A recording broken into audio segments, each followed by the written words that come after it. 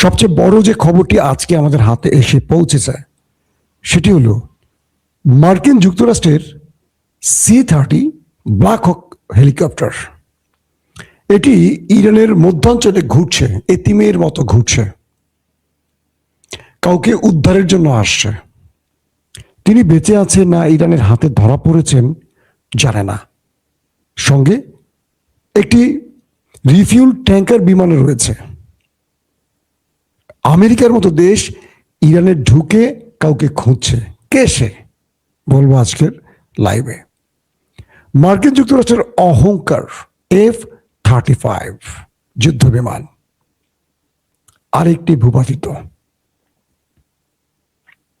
ট্রাম্পের কপালে ভাঁজ পড়ে গেছে যে ইরানের কাছে কোন প্রতিরক্ষা ব্যবস্থা আসলো যে একদিনই দুটো বিমান উপরে চলে গেল। শুধু একটি নয়, দুটো গেছে আজকে।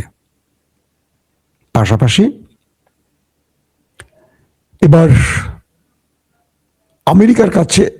আমেরিকার অনেক গোপন তথ্য ইরানের হাতে আসতে যাচ্ছে এমন আশঙ্কার খবরও উঠে আসছে বিভিন্ন মাধ্যমে। পাশাপাশি ইরান 8টি দেশের হিট লিস্ট ঘোষণা করেছে, তাদের মধ্যে কারা আছে। এছাড়া আরো কিছু খবর দেওয়ার চেষ্টা করব সব মিলে। আপনারা শুনতে এবং দেখতে পাচ্ছেন সাউন্ডের কম ছাড়া, মানে সাউন্ড মোটামুটি ঠিক আছে কিনা আমি চেষ্টা করছি। এই সপ্তাহের মধ্যে একটু আপডেট করব। আমার টেকনিক্যাল টিমকে দিয়ে স্টুডিওর মধ্যে আরো কিছু পরিবর্তন করতে হবে। একাধিক মাইক্রোফোন ব্যবহার করছে, কিন্তু লাইভের একটা প্রবলেম হয়।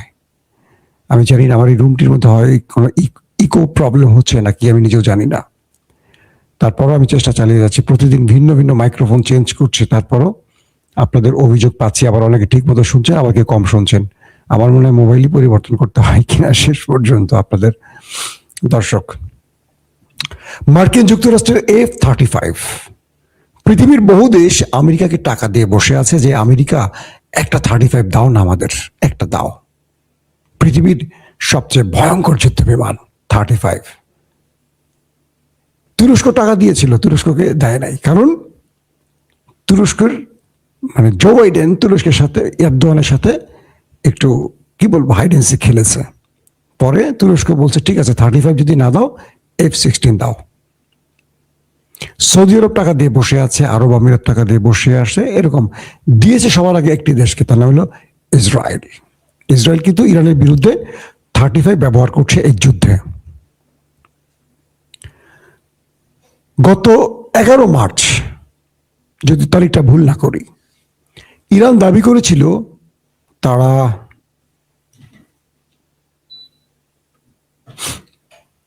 মার্কিন যুক্তরাষ্ট্রের F-35 একটাকে ভূপাতিত করেছে।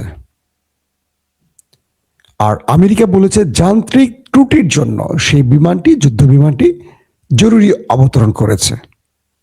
ইরান বলছিল তারা মিসাইল হিট করে এটাকে আগুন ধরিয়ে দিয়েছিল, আর তারা বলেছিল যান্ত্রিক ত্রুটি। মানে আমেরিকা তার অহংকারে যে চাদর, সে চাদরে কালি লাগাতে দেবে না। আজকে মার্কিন F-35 ইরানে ঢুকেছিল আক্রমণ করতে।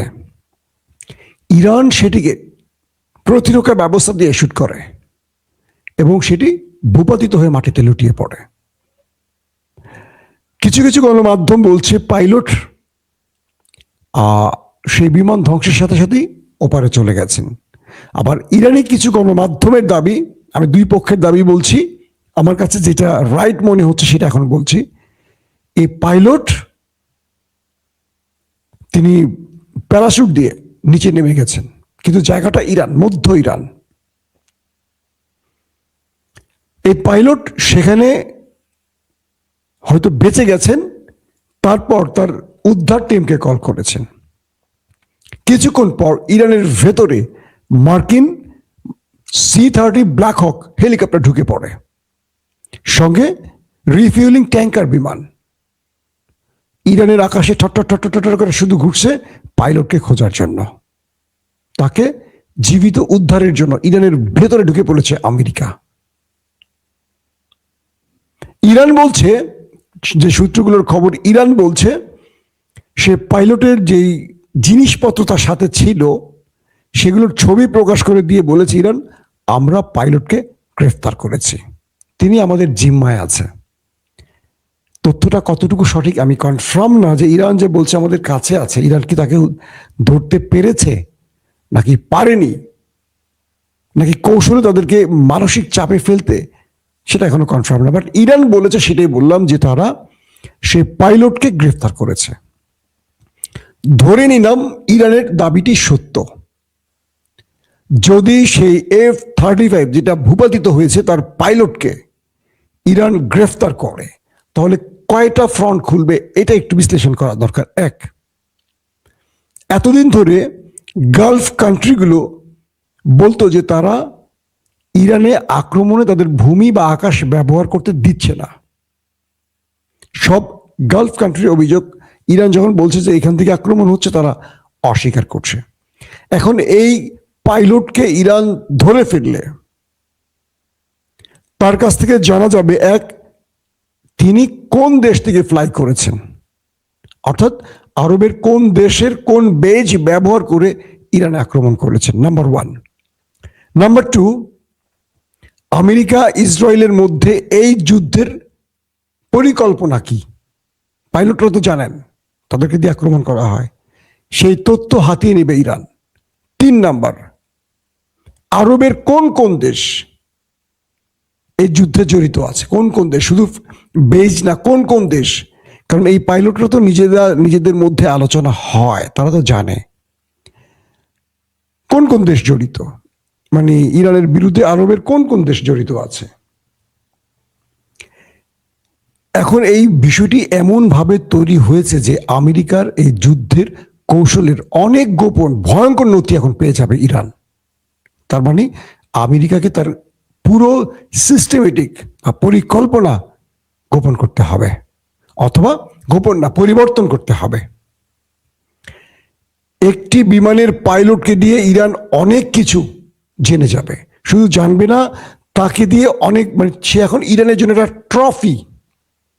এই লোককে দিয়ে ইরান অনেক কিছু করবে, অনেক কিছু করবে।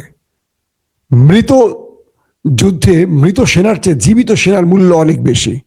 সে বিমানে ভূপাতিত হয়ে গেলে একটা পাইলট মারা গেছে, শত শত পাইলট আছে, কিন্তু তিনি বেঁচে গেলে তাকে ইরান বহু কাজে লাগাবে, অর্থাৎ জীবিত পাইলটের মূল্য অনেক বেশি, তাকে দিয়ে ইরান অনেক দাবি আদায়ও করে নিতে পারবে।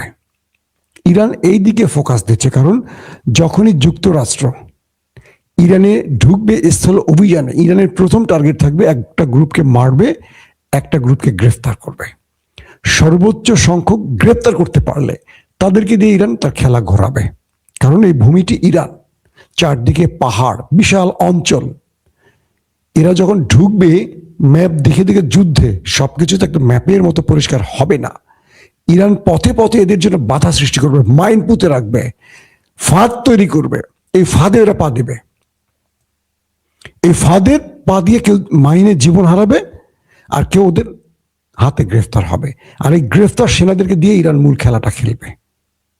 আমেরিকার 50 জন 100 জন স্থল অভিযানে ঢুকলে এরকম গ্রেফতার হয়ে যাবে, তাদেরকে দিয়ে অনেক কিছু করবে। যেমন ফিলিস্তিনের হামাস কি করে, তারা ইসরায়েলের সেনাদের গ্রেফতার করে, গুম করে ফেলে, তারপর তাদের বিনিময় ইসরায়েলের কারাগারে যে ফিলিস্তিনিরা আছে তাদের মুক্তি করে আনে।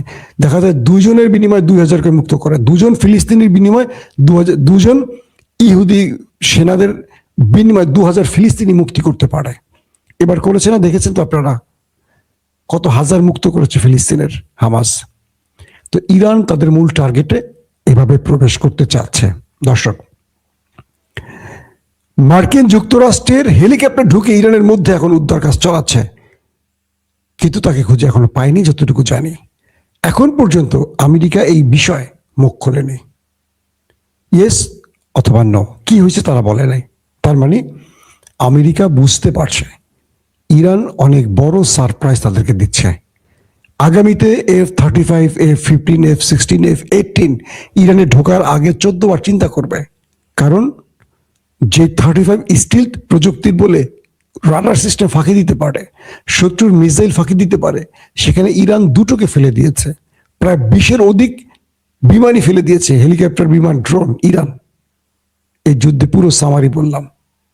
পাশাপাশি আজকে আরেকটি F-15ও ভূপাতিতা দাবি করেছে ইরান।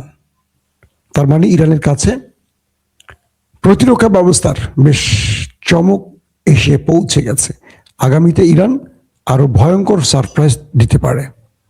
দর্শক, আরেকটি খবর দিয়ে শেষ করতে চাই, সেটি হলো ইরানের সবচেয়ে বড় একটি সেতু B1, এই সেতুতে আজকে আমেরিকা ইসরায়েল হিট করেছে।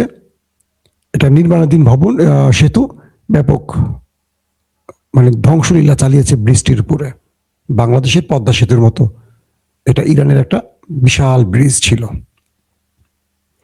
ইরান ঘোষণা দিয়েছে একটি ব্রিজের বিনিময়ে 8টি ব্রিজ আমরা ধ্বংস করব। 8টি ব্রিজের রেড নোটিশ জারি করেছে জর্ডান, গালফ কান্ট্রির যে কটা দেশ আছে, ইসরায়েল আর গালফ কান্ট্রির প্রত্যেকটি দেশের সেই ব্রিজের নাম উল্লেখ করে দিয়েছে ইরান। ইরানের যুদ্ধের কৌশলটা দেখছেন আপনারা। লিখে দিয়েছে বাংলাদেশের পদ্মা সেতু, যমুনা সেতু, হার্ডিং ব্রিজ, বুঝছেন নি, সুরমা নদী নাকি, সুরমা ব্রিজ নাকি, এরকম কি কি আছে, কর্ণফুলী টানেল। আমি বললাম বাংলাদেশকে উদাহরণ দিয়ে, এটা যেন না হয় কখনো। আমার দেশ আমার প্রিয় দেশ, এটা আল্লাহ ঠিক রাখুক।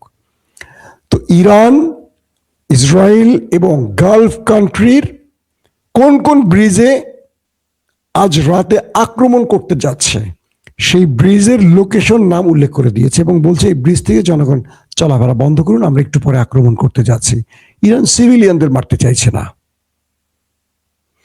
এখন আরবদের কপালে ভাঁজ, এই বেটা ড্রাম, তুই বেটা মানুষ ইরানে, আর আমরা শত শত বছর ধরে ব্রিজ বানাইছি তেল বেচে বেচে, তুই সেগুলো ধ্বংস করস, ফাইজদামি, এটা শেষ আছে তো।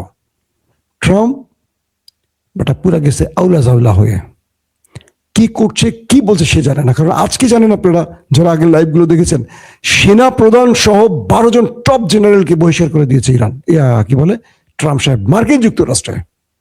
সেনা প্রধান সহ যুদ্ধকালীন যুদ্ধ চলাকালীন সময়ের মধ্যে 12 জন টপ জেনারেলকে বহিষ্কার করেছে। FBI প্রধানকে বহিষ্কার করা হচ্ছে বলে শোনা যাচ্ছে, অ্যাটর্নি জেনারেলকে বহিষ্কার করা হয়েছে। বুঝতে পারছেন ট্রাম্প কোন লেভেলে চলে গেছে। দর্শক, আর কথা বলতে কষ্ট হচ্ছে, আজকের মতো বিদায় নিচ্ছি। সবাই ভালো থাকবেন, আল্লাহ হাফেজ।